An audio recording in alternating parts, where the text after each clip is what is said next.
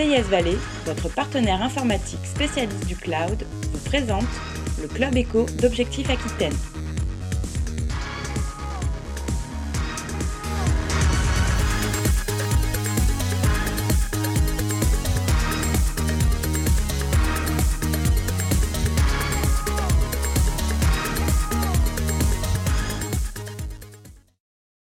C'est parti pour notre voyage au pays du vin. Nous sommes à Vinexpo, le rendez-vous mondial des vins et spiritueux, avec une des femmes les plus influentes en la matière dans le domaine du vin, Sylvie Cazes. Bonjour Sylvie. Bonjour. Alors on ne le sait pas forcément, mais vous avez débuté votre carrière par un très joli métier. Vous étiez prof, vous étiez enseignante. Tout à fait. Et j'ai adoré ce métier-là. J'étais enseignante en anglais. En anglais? J'ai d'abord enseigné à des étudiants en Irlande le français, puis ensuite je suis revenue en France et là j'ai enseigné à des élèves de collège. C'est un métier difficile. J'ai beaucoup d'admiration pour les enseignants, mais c'est un métier passionnant. Passionnant. Vraiment passionnant. Alors, vous êtes implanté depuis longtemps donc, dans la région, en Aquitaine, avec des jolis domaines, familialement parlant. Oui, alors ma famille est propriétaire des châteaux Lynchebage à Pauillac, un cru classé, des Ormes de Pesse à Saint-Estèphe, du château Villa-Belair dans les Graves. Et puis nous avons quelques propriétés en dehors de Bordeaux, donc l'Hostalcaz en Minervois, à la Lévinière.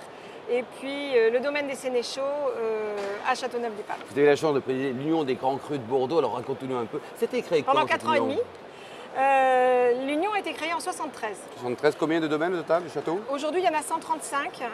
À l'époque, il y en avait beaucoup moins. Mais à l'époque, l'Union a été créée parce qu'il y avait un petit groupe de Bordelais qui était parti au Japon. Et ils n'avaient absolument rien compris durant toute la durée de leur voyage. Ils s'étaient dit, Ils ne parlaient pas japonais? Ils ne parlaient pas japonais, ils ne comprenaient rien. Puis même dans les attitudes, culturellement, on ne se comprenait pas à l'époque. Et donc, ils s'étaient dit, il va falloir qu'on se structure et qu'on s'organise pour ensuite aller visiter tous les marchés. Et aujourd'hui, l'Union des Grands Crus, c'est 135 crus, c'est plus d'une cinquantaine de manifestations par an aux 4 coins du monde, sur tous nos marchés. Manifestations qui rassemblent entre 500 et 2000 ou 3000 visiteurs. C'est important, avec un week-end également à Bordeaux qui est assez... Des professionnels. Bien sûr. Et aussi, un week-end pour les amateurs qui a lieu le deuxième week-end de mai en général. À pas louper pour 2014, c'est vrai. Ouais. Alors, certains disent ce classement 1855, c'est un peu lointain, il faudrait le réviser. Vous en pensez quoi, Sylvie Cazes? Alors ça, c'est une très bonne question. Et on la remet bien sûr dans les conversations régulièrement. Moi, je crois que le grand atout de Bordeaux, c'est ce fabuleux classement de 1855. Il a été institué effectivement il y a très longtemps, mais à une époque, ce qui était formidable, c'est que ça n'était pas une dégustation. C'était la réputation du cru sur les 25 années qui ont précédé 1855. Donc il a été très solide. Et aujourd'hui, si on regarde bien le marché conforte ce classement de 1855. Moi, je crois que c'est une bonne chose. Bon, vous êtes aussi élu à la mairie de Bordeaux. Un petit mot sur cette cité des civilisations du vin. On a écouté votre maire Alain Juppé il y a peu de temps en parler avec beaucoup de brio, d'énergie, de dynamisme. Oui, effectivement, il en parle formidablement bien puisque c'est lui qui l'a voulu. Ça fait 15 ans, plus de 15 ans qu'il essaie de réaliser ce centre du vin au départ qui est devenu cité des civilisations du vin. Au départ, effectivement, l'idée c'était de parler un petit peu des vins de Bordeaux. Et puis ce projet est devenu réalité quand il est devenu mondial, international.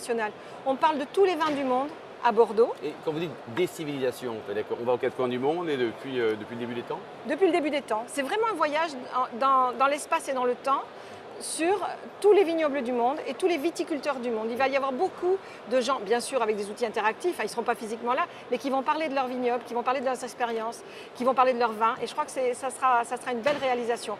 Ça sera 14 000 m² au bord de la Garonne, une architecture contemporaine, extrêmement contemporaine. Et l'ouverture, c'est bientôt, c'est dans combien de temps? C'est mars 2016. Mars 2016 à quelle heure? Bon, on pose la première pierre pendant Vinexpo cette année, c'est-à-dire mercredi. Mercredi. Alors, un petit mot sur le tourisme, la région, c'est un sujet qui est cher. Est-ce que les vignerons, bon, Bordeaux c'est une plaque tournante mondiale extraordinaire, est-ce que de façon générale, les vignerons bordelais sont accueillants, ils aiment recevoir, ils ont compris l'intérêt?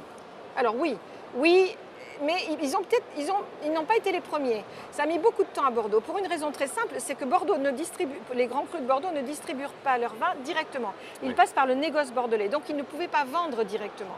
Donc ils ont très longtemps hésité. Mais aujourd'hui, on a trouvé un moyen de fonctionner qui permet à tous les châteaux d'être ouverts et aux négociants de faire aussi leur métier. Donc aujourd'hui, les Bordelais sont extrêmement heureux, effectivement, d'accueillir des visiteurs du monde entier. Du monde entier, des Chinois par exemple, parce qu'on y va là, Bordeaux, par la exemple, Chine. Mais il y a aussi des Américains, des Anglais. Ça vous choque que le premier marché des vins de Bordeaux ce soit la Chine ou pas? Non, ça ne me choque pas du tout parce qu'il y a eu des périodes dans l'histoire où il y a eu des marchés proéminents et puis après les choses se régularisent si vous voulez.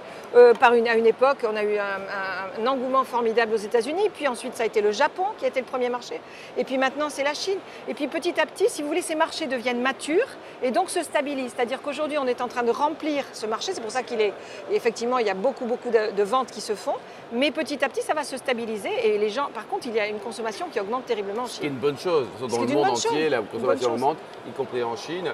Et à votre avis, donc, tous ces Chinois qui viennent piller, envahir, acheter l'immeuble bordelais, il faut être tranquille. Ça représente quoi? À peine 1% maximum de... Ah oui, c'est tout petit. Hein. Aujourd'hui, il y a moins de 50 propriétés sur 8000 exploitants. Pas de péril jaune, non? Je ne crois pas. Non, je crois pas. Vous savez que c'est une tradition dans notre vignoble d'avoir accueilli beaucoup de gens de tous les pays du monde. D'abord l'Europe du Nord, puisqu'on vendait essentiellement aux Anglais, puis à toute l'Europe du Nord, puis ensuite des Amériques, puis ensuite maintenant de l'Est. Mais dans tous les cas, nous avons une tradition d'accueil. Nous avons une tradition d'accueil et toutes nos propriétés ont régulièrement appartenu à des gens étrangers. Merci beaucoup Sylvie Caz et bon vent pour cette cité des civilisations du vin. Le Club Éco d'Objectif Aquitaine vous a été présenté par CIS Valais, votre partenaire informatique spécialiste du cloud.